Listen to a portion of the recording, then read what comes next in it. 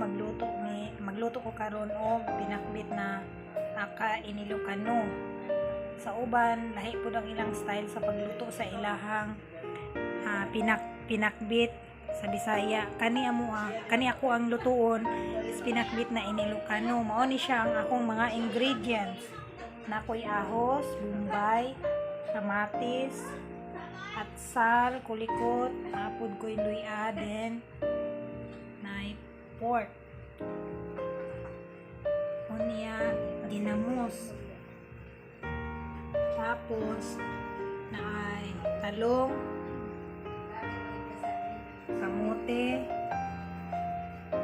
okra, then ang palaya ug ang bato.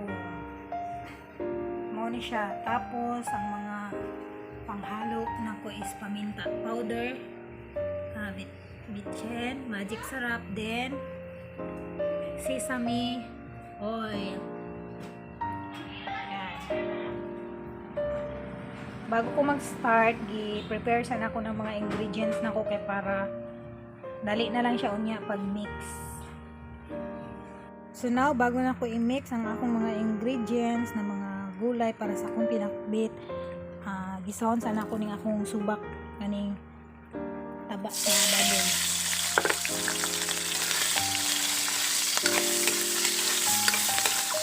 Kani siyang pa-brownon.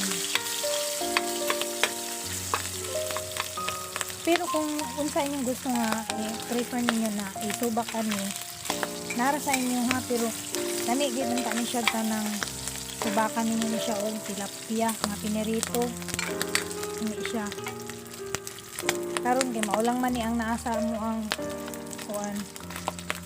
Ref, malailain. Maluto kaya kanina na akong isip lutuon kaning pinakbit. More on gulay ni siya. Wala kay siya kanang ingon nga dughang jug subak. So laton sana ko siya nga mag-brown. Kung mag-brown na siya, diya na nako i-mix ang akong mga ingredients para sa akong pinakbit. Luto naman ang akong subak. Ako na siyang halo diri tanan ang akong pinakbit.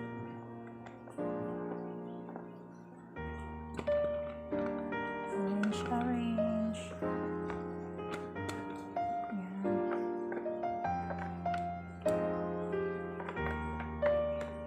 Himulaan mo may magluto og pinakbit na Ilocano, guys.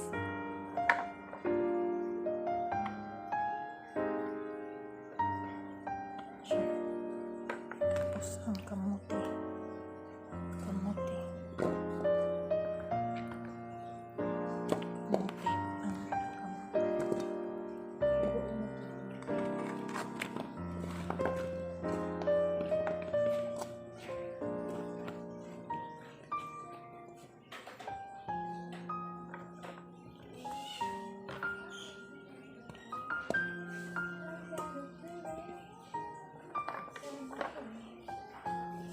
Mo niyang amo ang style sa pagluto sa amo pinakbit sa Ilocano.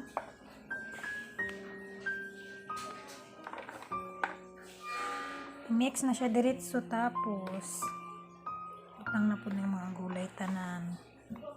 Unya kaning mga ingredients, ahos, ang bombay, ug ang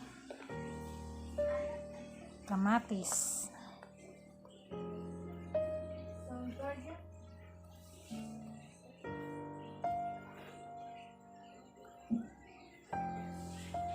Kaning atsal ug ang kulikot, late na nila ko siya ibutang kay kung masubrahan man gud ni siya pagkaluto. Halang kani mo na ni ang subak na kung gisa kaganiya mo na siya kung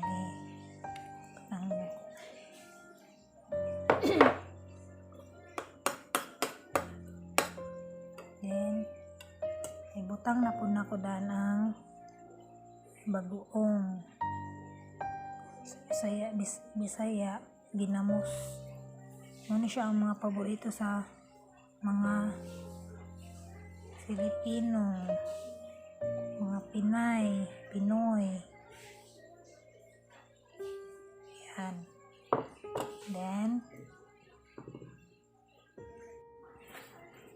bitsin. Seasoning.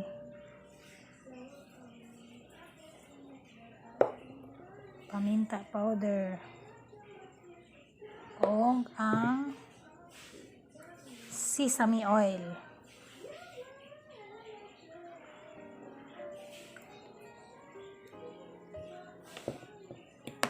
Namin ni siya kada luto, haluan nato siya gingunani mas musamot siya og kalami. Then itakang namin nako.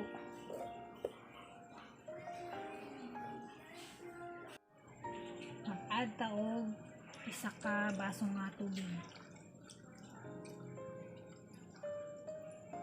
Then takluman sa siya. While atong ginahalat nga maluto ang atong pinakbit.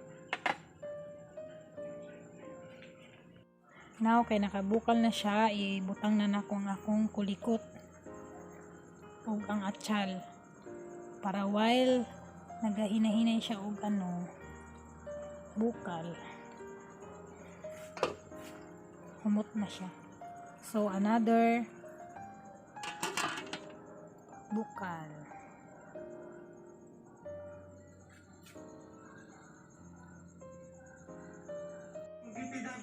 Yan, naluto na ang akong pinakbit na inilokano. Wow. So, pwede na tama ni hapon mga guys. Wow. Wow. Wow. Wow. Wow. Oh, wow. Ipapaayos ng direkto sa kontrakto at pinapasuri na rin sa regional team ang kalidad ng proyekto na nagkakahalaga ng mahigit 40 milyong piso. Mas sa informasyon ng kalat ng GMA News Research, ang kontrakto ng bumuhong proyekto ang siya rin may hawak ng 5 sa 11 flood control project sa lalawigan ng Marinduque. Walang flood control structure sa buwak Marinduque ang napinsala ng Bagyong Rodi ayon sa kanilang MDRRMO. Ivan Perina nakatuto, 24 oras. Hindi po umabot sa 1,000 ang mga bagong kaso ng COVID-19 ngayong araw. 987 ang naitala ng DOH, pero ipinunto ng ahensya na ang mababang bilang ay dahil sa epekto ng Bagyong Rolly. Maaari raw na kukunti rin ang maitala sa mga susunod na araw.